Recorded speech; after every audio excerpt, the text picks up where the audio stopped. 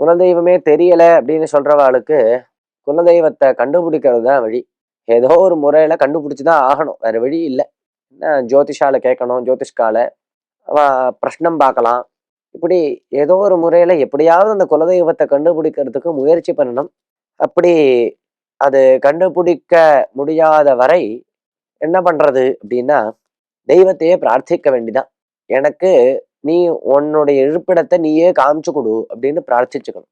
வேற வழி இல்லை. பிரார்த்திச்சுண்டு நமக்கு தெரிஞ்சதான தெய்வங்களை, நமது பெரியவர்கள் கூறும் தெய்வங்களை வழிபட்டு கொண்டு வர வேண்டும். உண்மையாக மனசால இவன் பிரார்த்திச்சான் அப்படின்னா ஏதோ ஒரு ரூபத்துல அது காமிச்சு கொடுத்துரும்.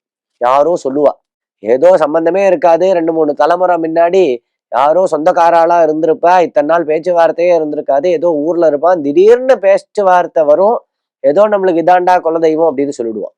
அப்படின்னு எப்படியோ வரும். அது எப்படி வரும்னு சொல்ல முடியாது. ஆனா அந்த தெய்வம் நினைக்கணும். அப்ப நீ மனசால அதை நினைச்சு அதை பிரார்த்திச்ச அப்படின்னா, உனக்கு வாஸ்தவமா அந்த நம்பிக்கை இருந்தது, பக்தி இருந்ததுன்னா தெய்வமே காமிச்சு கொடுக்கும். அப்படி குலதெய்வத்தினுடைய அனுகிரகம் எல்லாருக்கும் தேவை.